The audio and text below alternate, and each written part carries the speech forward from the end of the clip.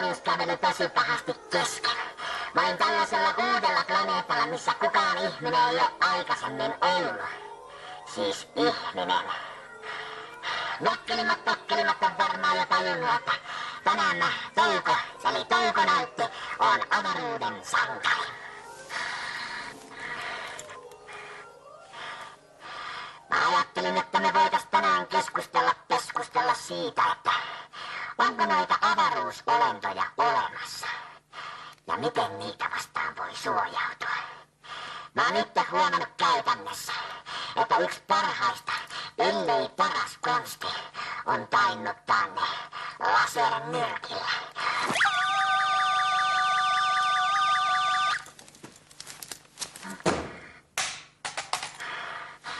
No niin, mä ajattelin, että me voitais tänään askarrella sellainen avaruusolento.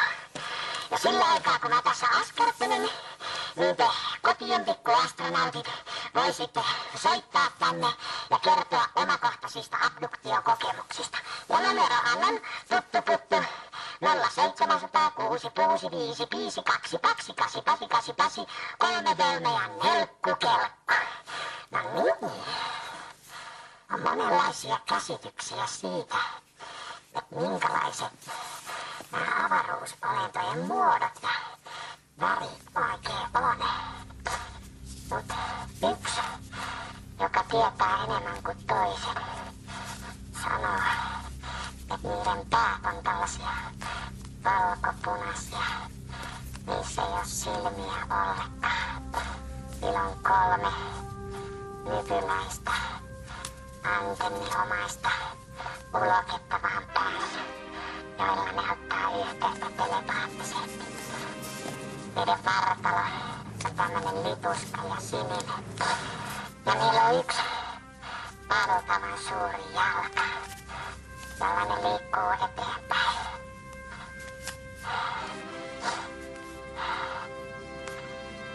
Se tulee yöllä mun sängyn pääteen, raapii terävillä kynsillään siellä ja sanoo,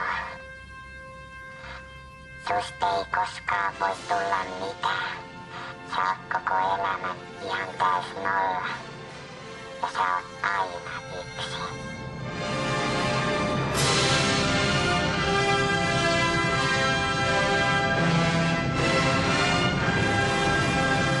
Halo, onko Touko siellä? Halo, on Touko täällä? Täällä on Janne. Moi Janne. Musta Muksuluuri on kaikkein paras ohjelma. Mä oon kattonut joka jakson siitä. Oot vai? Mä haluaisin kuulla mun lempikappaleeni Kreikan meri. Haluais kuulla Kreikan meri? Joo. Ihan pikkasia.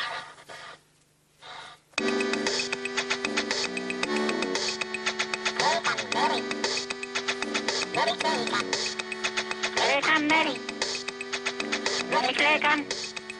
Kreikan meri. Meri Kreikan. Kreikan meri. Meri Kreikan. Niin joo, Kreikan luontodokumentti tulee varmaan ihan lähiaikoina ja kiitoksia paljon palautteesta, hyvä katsoja. Niin, Studio Julmohovi jatkaa hetkisen kuluttua.